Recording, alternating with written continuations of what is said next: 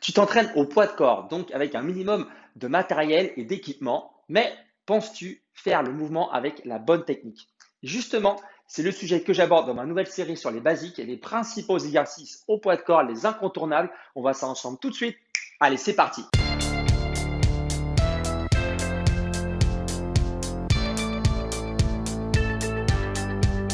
Salut, c'est Nico, j'espère que tu vas bien et bienvenue sur ma chaîne où j'aide chacun à mieux bouger et mieux vivre. Alors aujourd'hui, dans cette vidéo, on va voir un nouvel exercice pour le bas du corps, à savoir le hip thrust. Excuse-moi pour mon accent, donc on peut dire aussi, si tu veux, le relevé de bassin.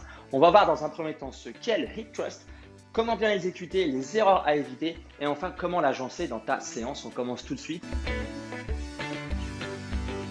C'est un exercice d'extension de hanche, donc tu relèves les hanches et l'objectif étant de renforcer la chaîne postérieure au niveau du bas du corps. Donc les fessiers principalement, l'arrière des cuisses, donc les ischio-jambiers et aussi les muscles au niveau des lombaires. Donc déjà, tu es assis sur un tapis, tu déroules doucement, tu mets les bras le long du corps, tu relâches bien les épaules, tu te mets sur les talons, tu essaies de garder les jambes parallèles, tu souffles, tu lèves le bassin. Donc tu contractes bien les fessiers, l'arrière des cuisses en exerçant une pression des talons dans le sol. Tu souffles en haut, tu inspires, tu relâches. Tu souffles en haut, tu inspires, tu relâches. Tu peux marquer un petit temps de pause en haut pour bien sentir justement la contraction des fessiers. Donc la première erreur à éviter souvent, c'est de ne pas faire l'alignement épaule, hanche, genou. Je te montre. Il y en a, hop, il s'arrête là. Il lève un petit peu et c'est tout. Alors essaye de relever le bassin pour pouvoir aligner genou, hanche, épaule. Et là, il y aura un travail plus efficace sur les muscles justement qui sont sollicités. Autre erreur aussi, c'est parfois d'avoir la tête dans les épaules, de mettre de stress dans les épaules. Donc là, il y a des gens comme ça, je vois des fois sur le terrain, au niveau des cours collectifs, ils lèvent le bassin, mais en haut, c'est complètement stressé. Non, tu peux relâcher les épaules, c'est juste le bas du corps qui travaille. Autre erreur à éviter aussi, c'est en fin de mouvement de ne pas marquer de temps de pause, de ne pas marquer de temps d'arrêt pour bien contracter les fessiers. Donc là, tu inspires, tu souffles, tu restes un petit peu, tu plantes les talons dans le sol, comme si tu les ramenais aussi vers les épaules. Donc tu accroches un petit peu le sol et tu contractes bien les fessiers. Donc tu restes une petite seconde en haut, hop, et tu sens bien que ce sont les fessiers qui sont sollicités. Autre erreur aussi, c'est les genoux qui tremblent. Tu lèves et puis il y a les genoux qui ne sont pas dans l'axe. Donc pense à rester toujours les genoux dans l'axe et pas un genou qui part d'un côté ou de l'autre.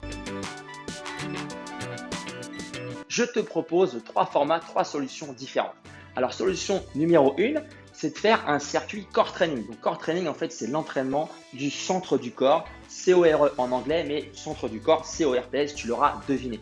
Donc là, tu enchaînes 4 exercices. Le premier, donc tu peux faire la planche de face avec les planches de côté, droite-gauche. Et le dernier, hop, le relevé de bassin.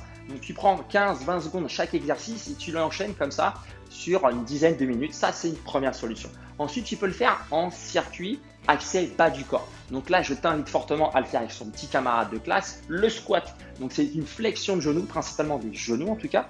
L'histoire est de renforcer l'avant des cuisses avec le squat principalement et justement la chaîne postérieure, on en a parlé précédemment avec le hip thrust. Dernière possibilité, tu te fais une série max. Par exemple, en fin de séance du bas du corps, tu te fais une série max de hip thrust. Alors, si tu es à l'aise, tu peux aussi de temps en temps le faire sur une jambe et tu fais un maximum de répétitions en fonction de la forme du jour, 20, 30, 40, voire 100 si tu es super motivé. Et voilà, on vient de voir ensemble l'exercice du relevé de bassin. Donc, tu as toutes les cartes pour bien exécuter ce mouvement. Je t'invite, si tu veux aller un petit peu plus loin, à te rendre sur mon site ncfitnesscoach.fr. Coaching présentiel, coaching à distance pour de nouvelles habitudes sportives et ou alimentaires. Et d'ici là, je te dis à bientôt. Bouge bien, vis bien. Ciao!